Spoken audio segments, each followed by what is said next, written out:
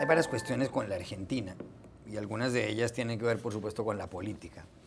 El próximo mes de octubre hay elecciones presidenciales para ver quién sucede a Cristina Fernández de Kirchner. Y se habla mucho de dos candidatos que seguramente disputarán la presidencia, por lo menos tal como están las cosas hoy. Daniel Scioli, que es peronista como la presidenta, y Mauricio Macri, que ha sido dirigente político, sobre todo en la región de Buenos Aires. ¿Cuál sería mejor? Mira, las encuestas los dan muy parejos a los dos, tal vez con una leve preeminencia de Scioli, que es el gobernador de la provincia de Buenos Aires, sobre el intendente de Buenos Aires, el alcalde Mauricio Macri. Los dos son dos candidatos moderados en su forma de ser, en su personalidad, componedores. Scioli representa al partido gobernante, al Frente para la Victoria, con un discurso que últimamente se ha radicalizado un poco más, si bien esa verborragia no merece tanto crédito porque se lo conoce como un hombre no conflictivo y componedor, a diferencia de la presidenta Cristina Kirchner. Mauricio Macri ejerce lo que él llama una nueva forma de hacer política, la no confrontación, la sana convivencia, el diálogo, el dar conferencias de prensa, a contraste de lo que ocurre con la presidenta, que prácticamente hace monólogos por cadena nacional sin rendir cuentas en conferencia de prensa de los actos públicos. Está muy parejo.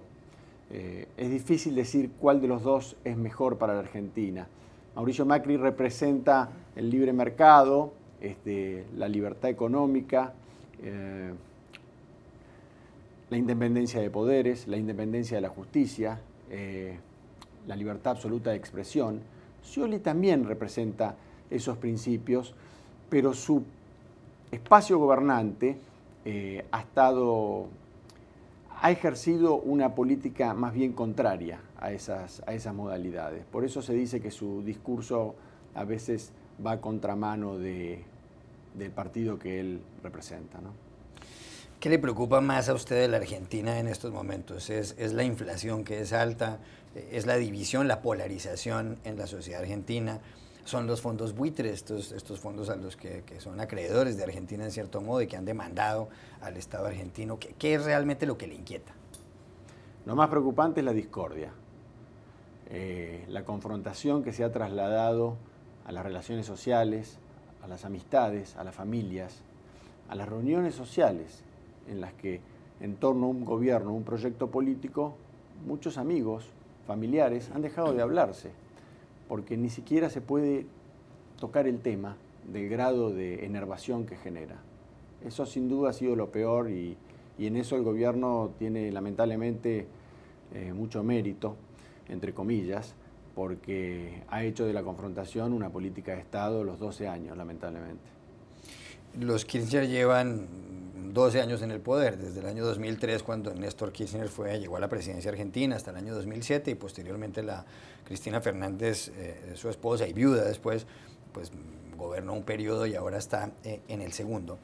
Ella ha hablado de la década ganada del kirchnerismo, es decir, de los progresos que ha habido en estos más de 10 años de gobiernos, unos de ella y otros de su esposo.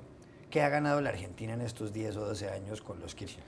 Bueno, cuando la presidenta habla de década ganada, me parece que se está refiriendo al gran crecimiento económico que tuvo en los primeros años, a tasas chinas, cercanas al 9%, y a las conquistas sociales, a lo que ella reivindica como las conquistas sociales, que son todos aquellos beneficios que ha ganado la población, especialmente la población de menores recursos.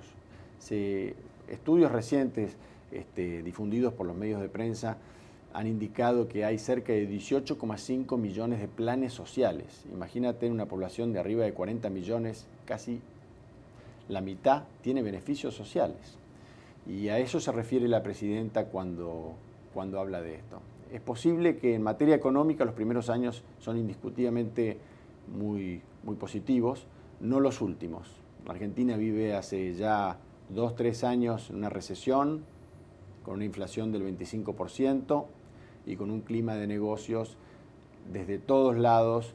Hay coincidencias en que hoy es muy difícil pensar en invertir en nuestro país.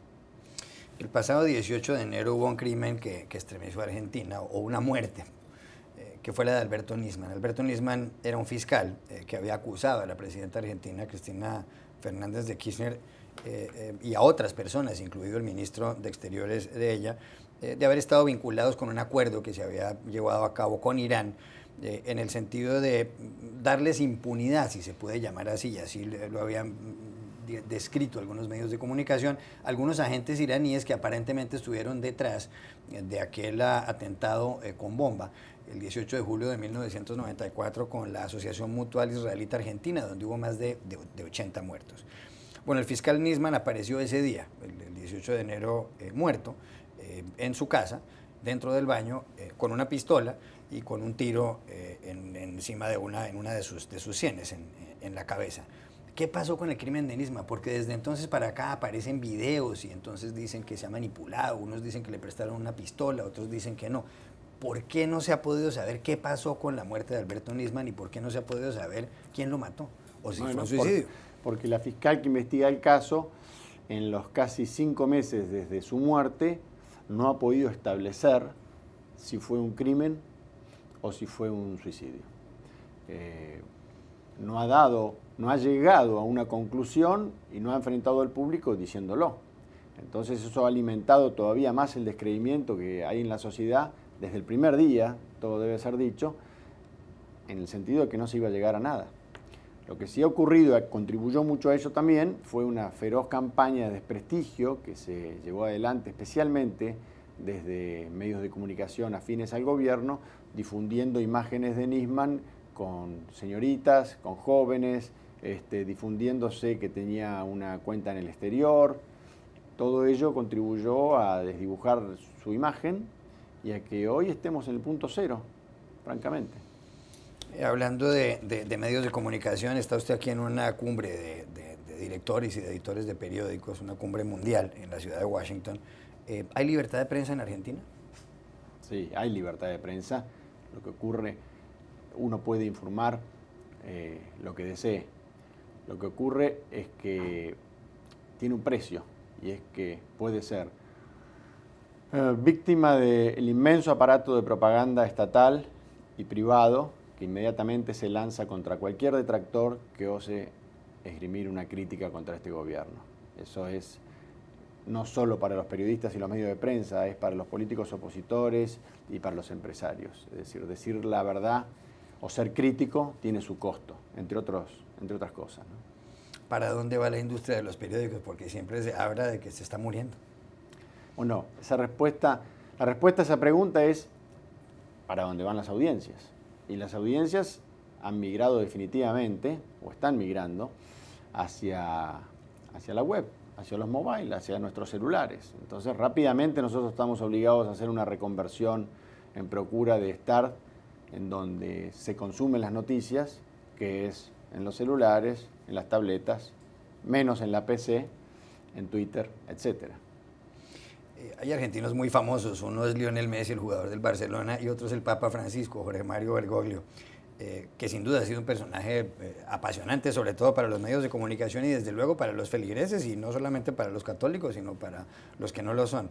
¿Qué tanto ha cambiado la Argentina desde que Francisco es Papa? Bueno, es una buena pregunta.